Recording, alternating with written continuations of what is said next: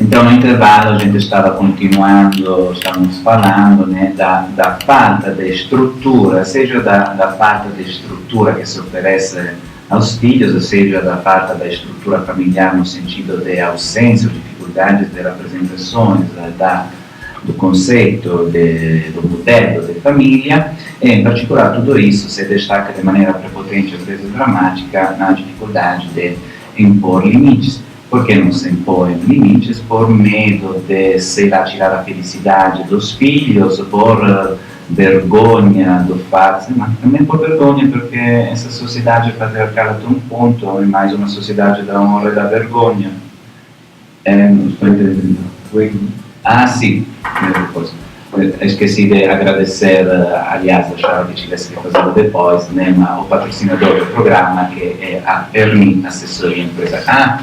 Temos que lançar o comercial. Tá? Então, antes de voltar, lançamos o agradecimento ao nosso patrocinador, que é a Ermi Assessoria Empresarial. Aqui tudo bem, estamos em família. Assessoria Empresarial, há 54 anos. Tá, mas se tu me indica ali, o que eu entendo? Bonitão. Quer voltar com o Paulo agora? Não, agora voltamos falando. Para encerrar já, tem alguma ou quer falar depois?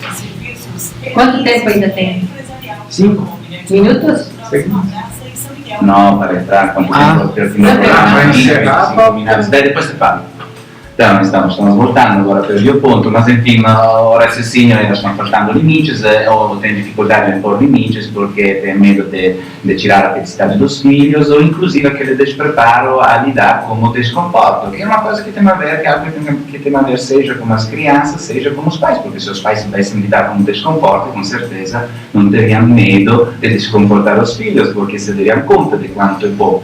Então, essa dificuldade a lidar com o desconforto é, de qualquer maneira, do ponto de vista psicológico, uma atitude infantil, porque uma das características básicas da fase evolutiva infantil é a procura exclusiva do prazer. Então, até que o filho, em busca do prazer, que faz o papel dele, né? Eu quero, não quero, faz parte do papel do filho, tentar de pegar tudo o que pode e obter o máximo prazer possível.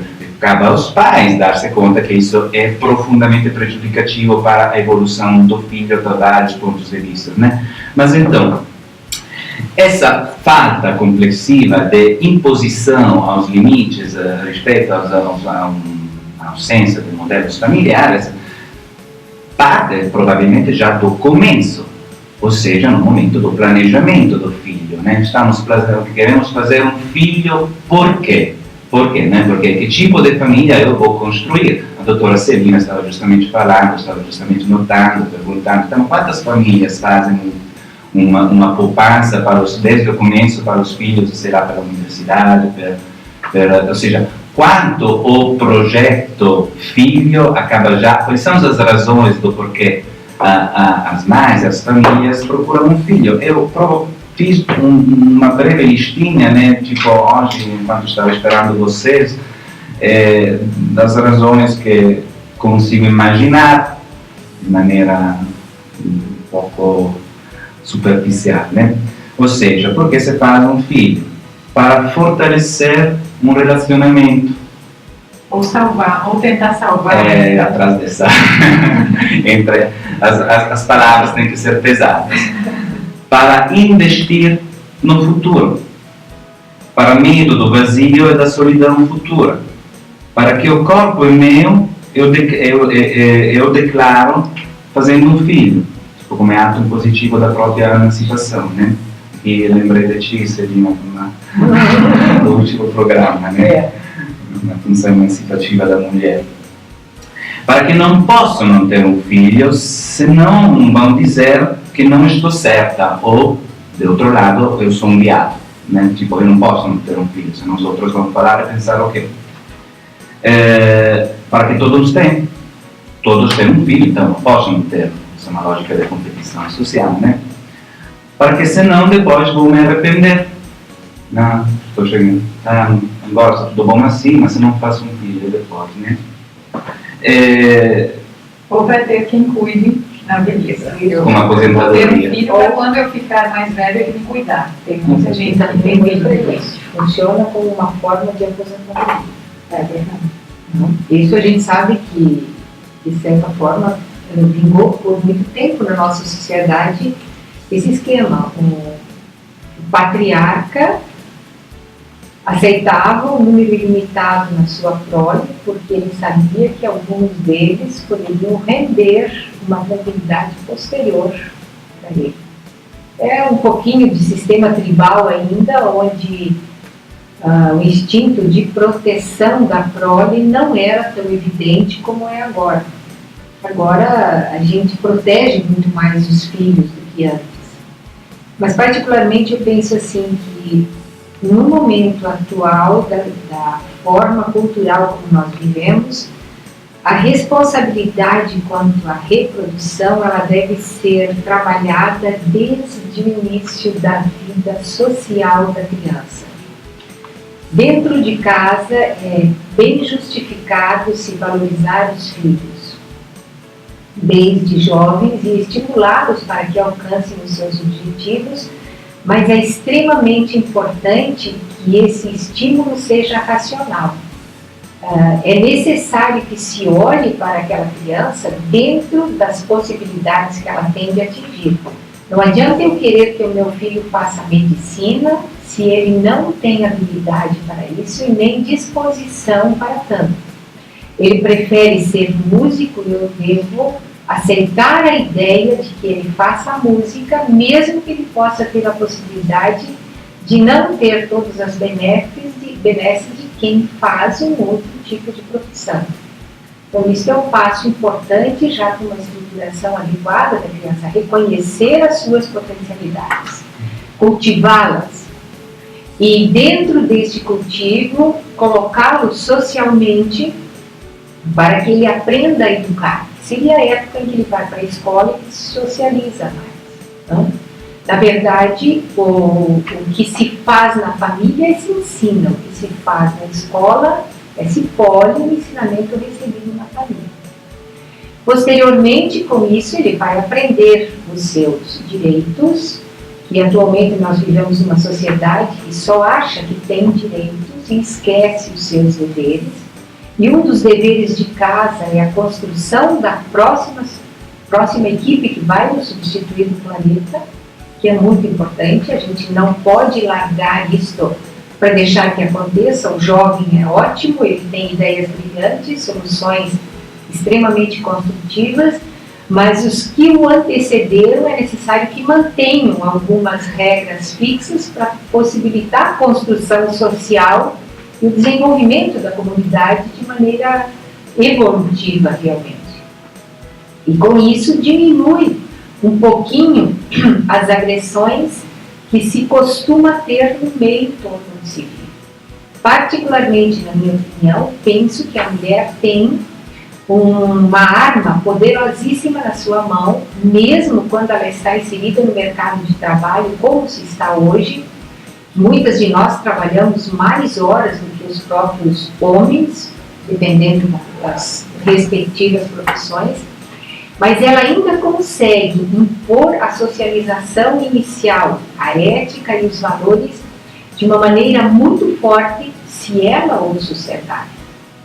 Então, o poder de transformação, quer queira, quer não, está na mão das mulheres.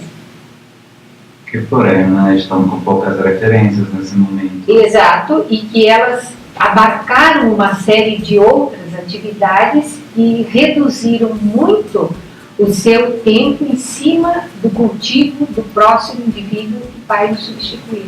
Aquela música, né, eu quero sempre mais, ou... E aí que, como a doutora estava falando da questão da escola, na escola a gente vai sim trabalhar, e eu acompanho muito de perto o trabalho das professoras, para tentar polir isso que teoricamente vem da família. O problema é que nem sempre vem. Então essa base inicial que precisa vir construída, nem sempre está vindo construída. E você tentar fazer esse papel dentro da escola fica muito complicado, porque a professora, por mais que ela seja muitas vezes admirada e respeitada pela criança, ela não é a mãe, ela não tem autoridade de mãe, ela não faz o papel de mãe. Então ela não vai conseguir construir o que não foi construído. E a gente vê, a gente sente muito a falta das famílias na escola. E eu não estou criticando as famílias, eu deixo claro que eu sei, por estar acompanhando há tantos anos, que dar limites não é fácil. Eu tenho certeza que nenhum colega meu psicólogo ou qualquer outro profissional acha fácil fazer isso. Então a gente sabe que não é fácil. Quando a gente chama uma família para a escola, não é para criticar ou apontar o dedo e dizer você não fez. Posteriormente é muito complicado. Isso aí. Anteriormente poderia ser planejado e ter facilitações muito maiores. Exato, mas se você nunca corrige, então a gente nota que a criança com 5, 6 anos, às vezes 4, está com dificuldades nos limites, no respeito com as pessoas, na convivência social. Se você intervir ali, é muito mais fácil do que esperar lá na adolescência, que ele já vai começar a questionar a base, a questionar os pais e a criar seu sistema de referências. Como que você vai querer intervir? Transgredindo sem ter sido educado a construção. Aí vira bagunça. Para, como se pode dizer, o recurso da substituição, chega um momento que os pais não sabem mais o que fazer, não aguentam mais, e os filhos nunca foram criados a aprender a construir. Mas um outro ponto, Luciana, me chamou muita atenção, depois um outro ponto que a doutora Celina falou que me chamou mais ainda mais atenção. Ou seja, a dificuldade em cumprir alguns papéis, né? Em assumir os papéis desta casta em particular, ou da mulher, né? Lembrei da olhadinha. A olhadinha do pai chama atenção porque antes já foi oferecido, foi apresentado, foi bem declarado um sistema de regras, né? Agora as dificuldades tipo, quem é que é preposto e quando teria que acontecer essa proposição, essa apresentação do sistema de regras. Quem é que faz esse papel, primeiramente entre os dois, entre o casal, né? Quem é que estabelece qual é o sistema de regras, o manual da família, apresentar depois ao produto, vamos chamá-los assim, mas como filho. Quem é que tem que fazer isso? A babá? Não, porque muitos pais que não querem desistir do trabalho acham de delegar a educação em casa. Essa herança cultural que a educação parte de casa enquanto estrutura física.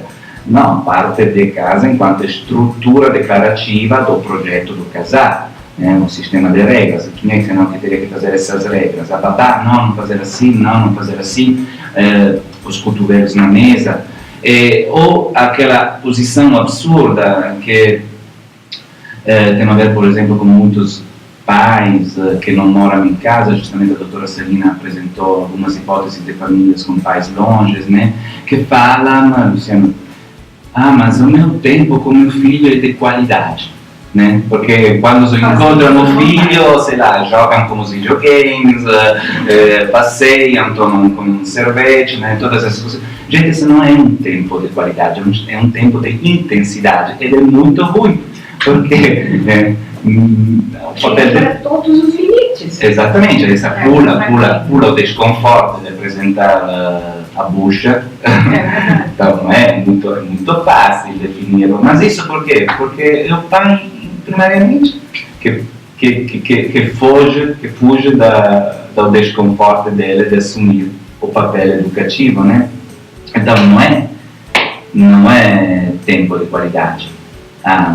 E na verdade o ideal, claro que o ideal nem sempre é possível, ou nem sempre é confortável de fazer, mas o ideal seria que os dois não tivessem sempre a mesma língua. Não. Então, é um ajudar o outro, porque o que a gente vê nas famílias tradicionais, o que eu tenho visto mais? E por favor, gente, não estou generalizando, mas é o que eu mais vejo. A mãe tentando organizar, colocar limite, criar uma rotina em casa, fazer com que a criança conheça esse sistema do como somos dentro de casa. E o pai, muitas vezes, não auxiliando a manter isso. Então, o que acontece? Daí, o pai, quando sai com a criança, faz isso que você falou. Só faz o que ela gosta, só faz o que ela quer, para não se incomodar, porque é muito trabalhoso. Você manter o sistema de regra é trabalhoso, é chato. Às vezes eu chego do trabalho cansado, a criança está fazendo birra, é muito mais fácil eu dar o que ela quer e quebrar uma regra do que ficar horas lutando contra a birra dela, contra a vontade dela. Aí acaba educada. Isso aí. Não, é sem bater. Não, porque depois... E a olhadinha também pode ser isso. Tu falou antes das regras, que a criança já sabe e tal, mas às vezes é só punição. Então a criança sabe que o pai bate. Aí a olhadinha chega, porque eu dou aquela olhadinha, a criança já sabe que vai apanhar na próxima. Ela não sabe o que teria que ter feito antes. Exato, às vezes não é a regra, às vezes Sim, é a punição. Nós estamos em uma cultura repressiva, sem dúvida. Isso. Então, o ideal seria que trabalhassem todos juntos, inclusive a vovó, o vovô, as outras pessoas que fazem parte do sistema familiar. Eu não tenho muita, como se pode dizer, casística, eu não atendo, não me procuram muitas famílias, então não faço muitos atendimentos familiares, mas bastante de casais, né? O filho, muitas das vezes, é usado por triangulações, ou seja, tu desenhou aquela imagem de mãe que tenta obstinadamente ou sozinha de impor às vezes é o pai, né? Nem sempre é a mãe. E às vezes as crianças vêm justamente usadas de maneira triangular, de maneira estratégica para finalizar, para brigar, porque o casal não está resolvido. Então é uma questão de poder, é uma arma afetiva, econômica, social, pública, e ali depois a criança imediatamente entra dentro dessa bagunça de dinâmicas, tentando de fazer o papel dela, ou seja, sobreviver e de qualquer maneira aprendendo uma linguagem da briga, do ataque, atacando como pode, inclusive não indo muito bem, desinteressando-se do estudar, assim por diante. O que você colocou há pouco da dificuldade em impor limites, na verdade, quem faz o jogo duro no início destes anos, mesmo que seja de uma maneira educada, acaba impondo no indivíduo a ideia de obedecer. Então, em palavras curtas, diríamos assim: a criança aprende desde cedo que ela deve obedecer. Na infância é o período de obediência, porque isso vai fazer com que ela se molde dentro da estrutura da qual você faz parte.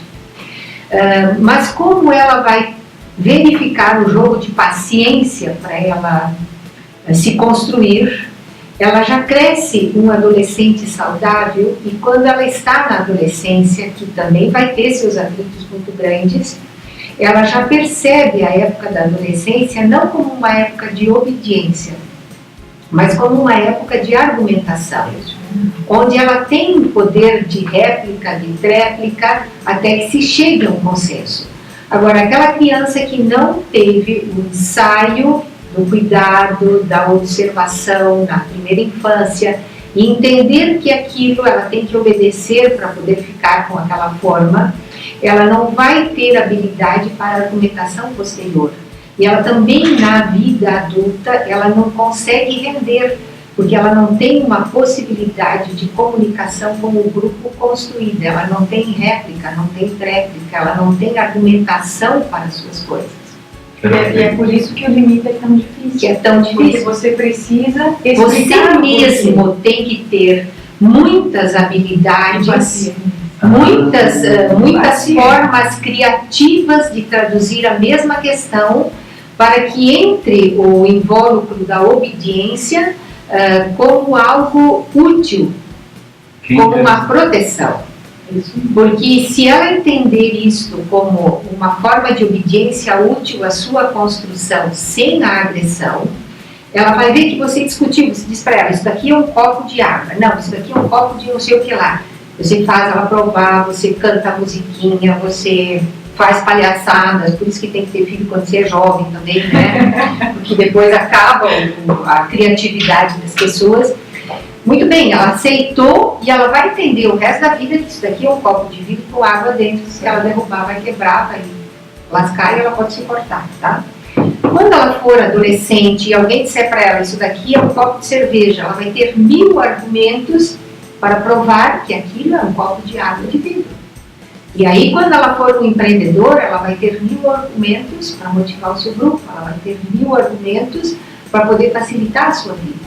Então, este seria o modelo ideal que começa lá, a formação dos padrões éticos e morais da sua construção social. E é por isso também que a palmada não funciona. Não funciona. Não funciona. Porque ela é assim como deixar o neném chorar até dormir, funciona para aquilo que você quer, vai extinguir o comportamento.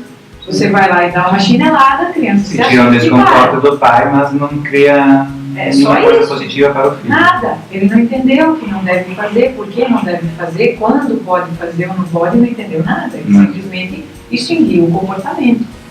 E aí não, tudo isso que ela falou não vem depois, Certo. porque é só punição. Sì, perfetto, né? Perché di qualche maniera perfetto, molto interessante. Inclusive, certo che na adolescência, por exemplo, o meu papel evolutivo é ao mesmo tempo tipo ser diferente e não perder a igualdade com todos os outros, ou seja, é ao mesmo tempo um papel de transgressão e de encontro.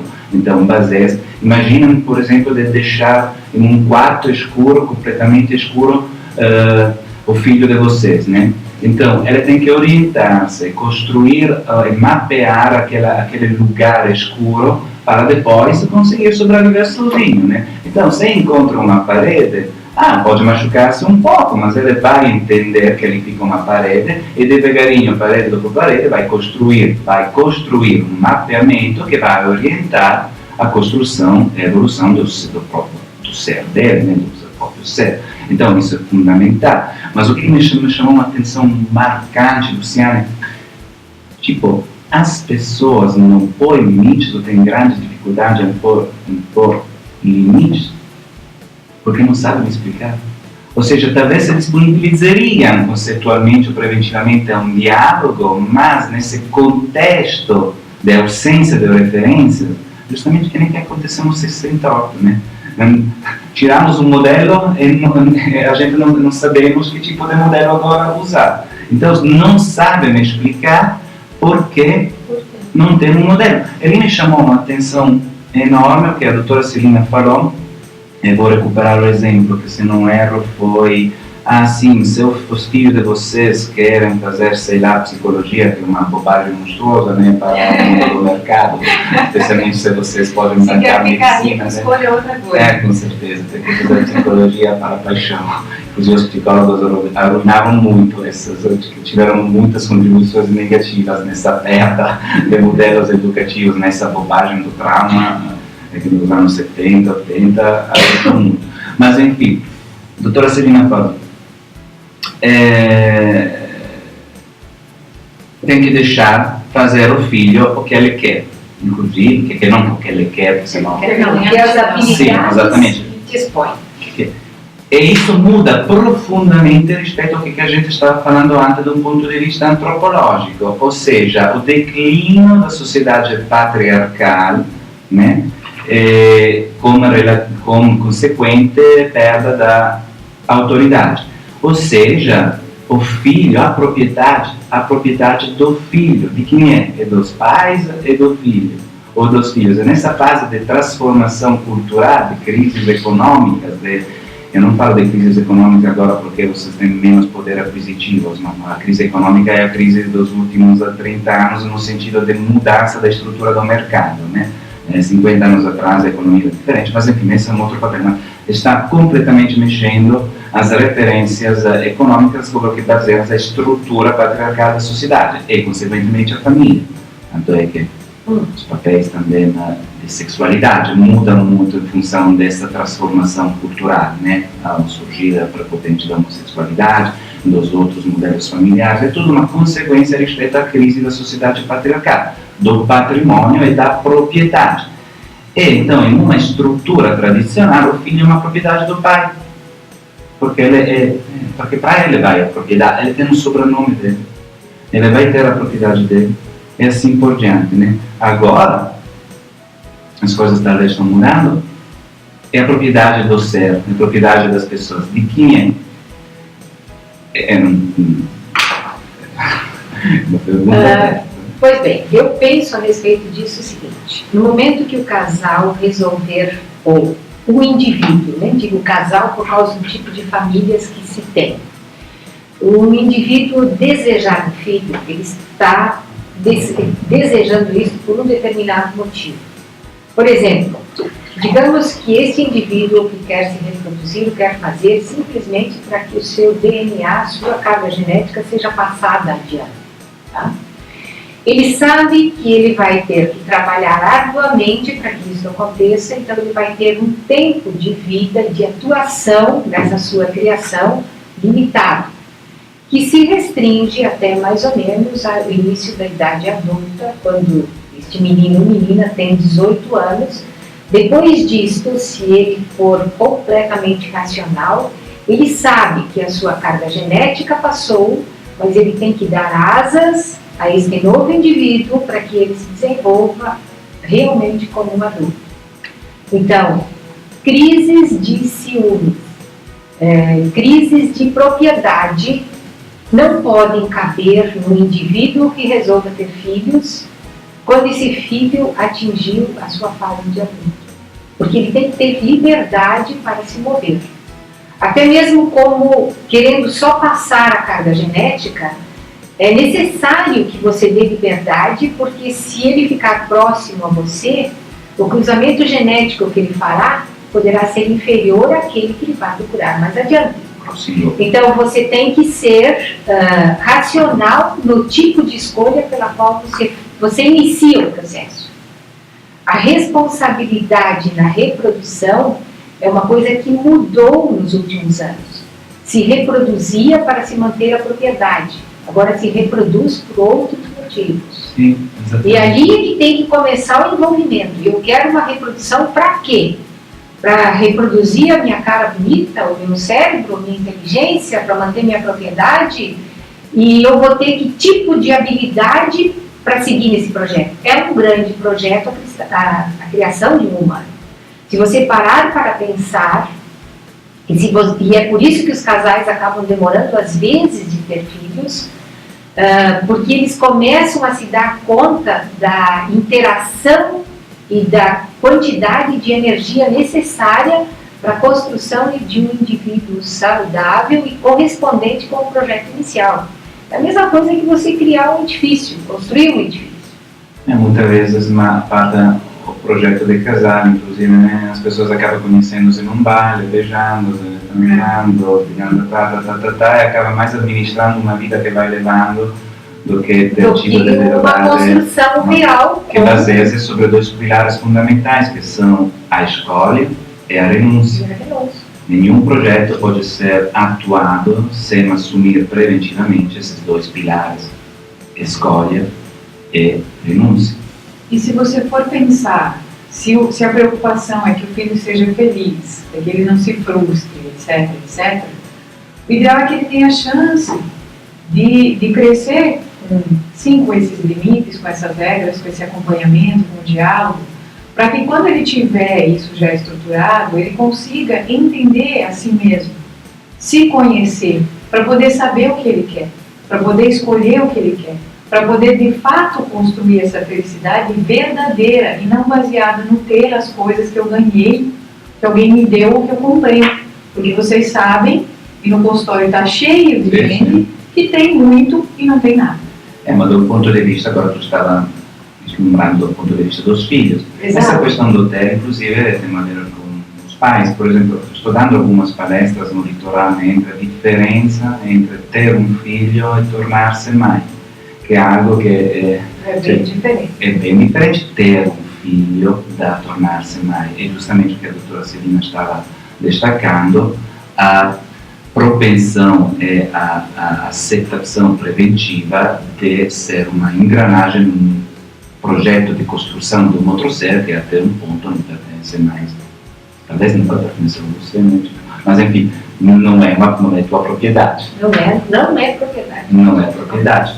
Às vezes vem usados também para competir de um ponto de vista social. Não sei o que vocês acham a respeito ao uso do produto filho nas dinâmicas sociais. Isso também acaba construindo, às vezes, aquela dinâmica da criança que tem uma agenda mais cheia do que a nossa. Ah, certo. Então a criança, o pai acha, e aí passa pelo que a doutora falou na questão das habilidades. Eu quero que meu filho faça inglês, faça violão, jogue futebol, faça isso e aquilo. E ele passa a semana inteira entupido de atividades. Porque o pai acha isso importante para ele competir socialmente. Não estou dizendo que isso não é importante para você desenvolver habilidades. Só que aí passa pelo que a doutora falou. Às vezes a criança não tem habilidade para aquilo, ela não gosta de violão. Sim. Mas você tem que ir porque você não pode desistir, porque você tem que aprender a persistência. E aí, como que fica essa criança? Ela está sempre ocupada. Ela não tem espaço para brincar, ela não tem tempo para ser só criança e não tem que se preocupar. Então acontece muito a ansiedade, quadros de ansiedade, quadros de dificuldade de aprendizagem e a depressão que está cada vez maior na infância, que a gente não sei se não via muito ou não existia tanto assim, mas me parece que a criança anda meio sobrecarregada em alguns casos. A depressão tem mais a ver com a geração dos pais, né? Porque, no respeito aos filhos, estamos entrando numa dimensão, agora, posso assustar como um termo técnico, protopsicótico, né? No sentido, essas crianças que nunca tiveram limites desenvolvem uma estrutura narcisista, de qualquer maneira, ou seja, completamente desconfortáveis, para usar um termo leve, às frustrações, colocando-se, pretendendo, tipo, criando uma estrutura, interiorizando uma estrutura de direito à terra, a que o mundo coloca um tapete para eles, né, que quase se tornam incapazes de um ponto de vista empático, precários de um ponto de vista das competências e das capacidades comunicativas e relacionais e sociais, ou seja, é como se é um mundo que tivesse que me procurar e encaixar-se dentro de mim, onde estou que eu dar cotoveladas assim, nessa vez. Exatamente, né? É o ato simbólico, semático, nevrático de tudo isso, é a nota na escola, né? Tipo, quando uma criança tira uma nota baixa, Deus me livre. Mas esse é um significado que pode ter vários, inúmeras significações, explicações. É um ato comunicativo, com certeza, que pode ir do tema habilidades a vários outros significados, né? Tipo, me olha, estou aqui, ou vão todos a tomar no cu. É verdade. Deixa-me em paz, né? E esse esquema que você falou é aquilo que acaba no adulto fazendo com que ele tenha a ideia de que ele tem direito a tudo e nenhum dever social. No adulto, né? É a ideia da sociedade patriarcal, a estrutura paternalista. Ele tem direito a tudo. Se eu não receber esse todo, eu estou frustrado, eu estou mal, eu não rendo, eu não me misturo com o meu grupo, eu não produzo, porque eu só tenho que receber. Mas eu me pergunto, pergunto, Celina, essa estrutura da inaptitude, essa inaptitude ao desconforto dos pais mesmos, mas esses pais foram criados em estruturas mais tradicionais, né? Então, como é... Como foi quebrado? Como é que foi Como quebrado? foi quebrado? Particularmente, eu penso que acontece porque os indivíduos, em geral, perderam a capacidade de racionalizar sobre os seus atos. O humano tem o poder do raciocínio. E pelo seu poder do raciocínio, ele pode construir uma lógica dentro daquilo que ele busca. Se ele for racional, ele sabe das suas habilidades e ele sabe o quanto ele pode alcançar. Se ele se limitar a isto, ele não tem um nível de frustração. E ele sabe até onde vão os seus direitos e até onde vão os seus deveres. E isso começa lá na infância, o exercício da racionalização. É aquilo que a Luciana falou para você. Explica para ele, volta depois. E um dia ele acaba seguindo esse raciocínio e encontrando a forma de resolver. O que você faz na escola para resolver um problema de matemática? Você cria uma lógica de raciocínio, que é o dom principal para o humano poder se mover no planeta sem lesar ninguém, construindo as suas próprias benesses heurísticas de sobrevivência. e sobrevivência. Então, o que aconteceu conosco? Eu acho que nós perdemos a capacidade de usar o nosso dom mais importante, que é o raciocínio. Ou construir um raciocínio lógico. racional. As novelas da Globo. Não sei se E é aí? culpa das novelas da Globo. E ainda entra também, às vezes é a inabilidade de explicar e às vezes é pressa e pouca paciência. Então, eu não tenho paciência de explicar, eu imponho. E a autoridade é diferente de autoritarismo. Eu não preciso Sem dúvida. mandar no meu filho, ele não tem que obedecer a qualquer custo.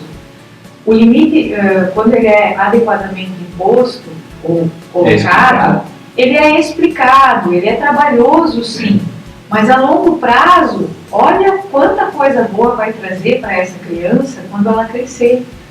Porque ela não vai aprender a obedecer, ela vai entender a lógica das coisas, ela vai construir as suas saber se próprias colocar, lógicas. ela vai saber se impor e vai saber falar também de si e compreender a visão do outro. Como tu falou, a empatia, ela não vem de graça, ela já não vem dentro da pessoa. A criança aprende a ter essa capacidade de colocar-se no lugar do outro. Isso se ela aprender. Se ela Mas não tem ensinar, limites, se é for tudo bem trabalhado. substituído, não tem outro. Esse é o Exatamente. problema. Se Tipo, continuar com o narcisismo que ela vem, não vai ser benéfico para ela, muito menos para quem está perto dela. isso é uma sociedade apática e irresponsável. Exatamente. Bom, antes de encerrar o programa, vamos a responder algumas perguntas dos ouvintes.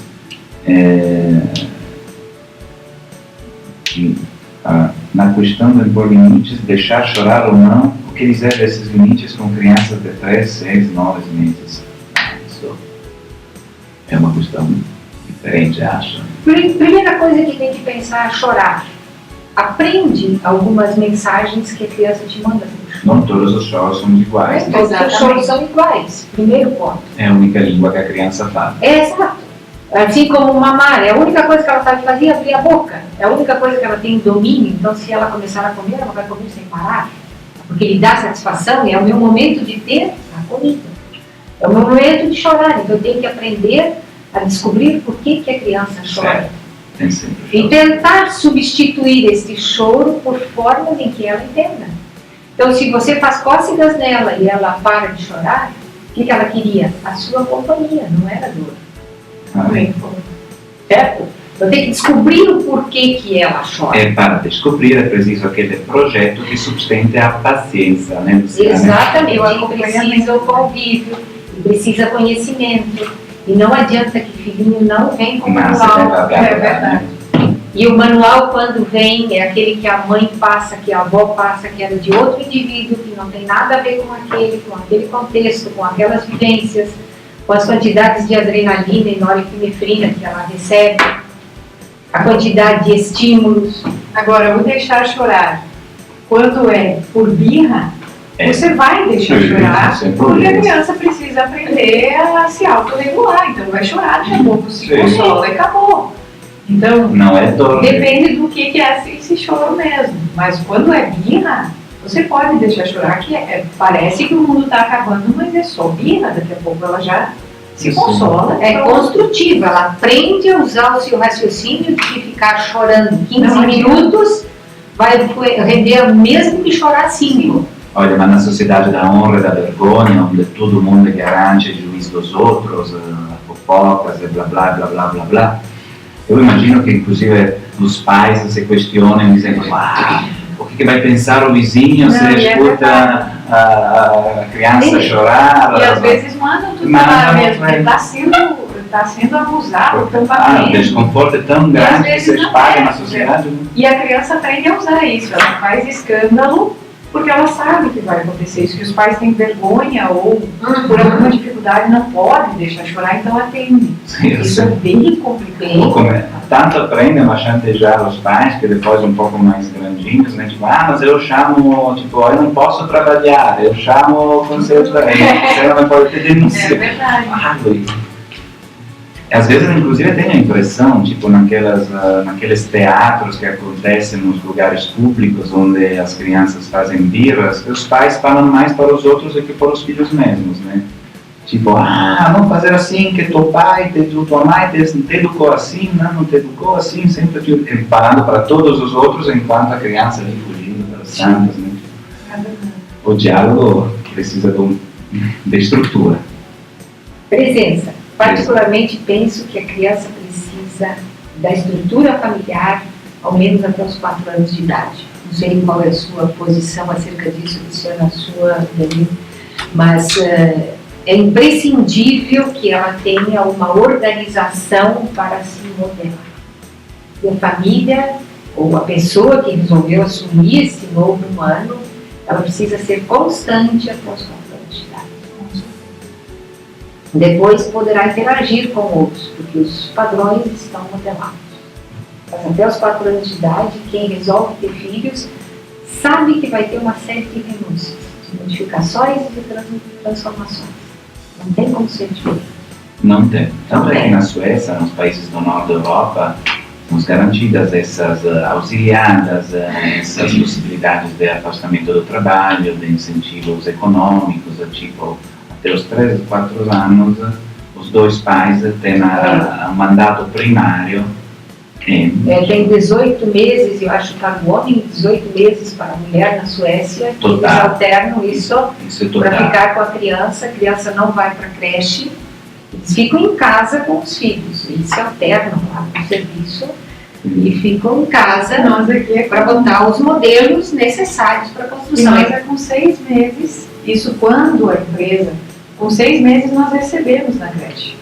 Mas tem pais que ainda se queixam de que nós não recebemos com 4, porque a empresa, às vezes, só dá 4 meses de licença maternidade. Só que, gente, 4 meses, 6 meses a gente já pensa, nossa, é cedo. E não que eles vão ser maltratados, mas claro que é melhor para eles estar com a mãe. Vamos ter que evoluir muito, em suma, para chegarmos ao nível da Suécia, olha, inclusive inglês. Para chegar ao nível... tem que olhar as próprias habilidades. Para chegar ao nível da Europa, eu acho que já vamos demorar muito. Da Suécia, então, por enquanto, é uma utopia. Sim, mas é uma utopia para muitos estados. O problema é que o grupo jovem da transformação, já por várias gerações após a minha, já tem uma construção que não está muito embasada com padrões constantes. E para eles passarem isso para seus próximos sucessores, eles terão que aprender muito. Não que a minha tenha sido especial, não. Mas é que o grupo maior era mais ou menos uniforme o que se recebia. O dos últimos 40 anos para cá, divertiu muito. Como você disse, 68 mudou. E agora as próximas equipes que virão vão ter que fazer descobertas inusitadas para que a transformação social seja progressiva e produtiva. Temos urgentemente que criar novas referências. O problema é que estamos perdendo a capacidade de construí-las. Então, sei lá de onde vão vir, né? Mas, gente, infelizmente, temos que encerrar o programa. Chegamos ao fim. Agradeço, assim como todos os ouvintes, imensamente a presença de vocês. E arrivederci alla prossima. Obrigada. Fiquei esperando a música. Mas eu preparei a música. Nossa. Mas esse teu secretário está perdido Eu hoje. fiquei esperando. Ele disse, eu falo depois. Geralmente ele fala no encerramento. Vamos rodar música tal. Então, tu não pode colocar agora? Agora, gente. Coloca no YouTube. Coloca no YouTube. Coloca uma mensagem antes para os pais assistirem a fábrica de chocolate junto com os filhos. A fantástica fábrica de chocolate. Com Johnny Depp. É um belo exemplo disso. Eu acho que aquilo ali é um modelo, é a reprodução perfeita dos grupos sociais que nós temos onde os filhos estão inseridos. Ele é muito construtivo para ver onde tu te encaixa. E a maneira como são transmitidos os valores. Gente, eu tenho que ir. Vai, E ele vai buscar filhinhos. adorei você. Obrigada pelo convite. Ótimo. Maravilhoso. Obrigada. Bastante. Até fica essa coisa mais Informar, né? interativa. Poder, É melhor. de vez em quando solto palavrões para Isso, descontrair. bem legal. Uma filha. Parabéns. Até. Mas pelo menos lá a gente fala, a gente fala. Mas se quiser, Sempre que eles podem chegar no mundo, né? Pelo menos a gente ajuda a pensar. Muito obrigada. Tchau, tchau, gente. Boa noite. Continue produzindo o que a turma gosta e a Tchau.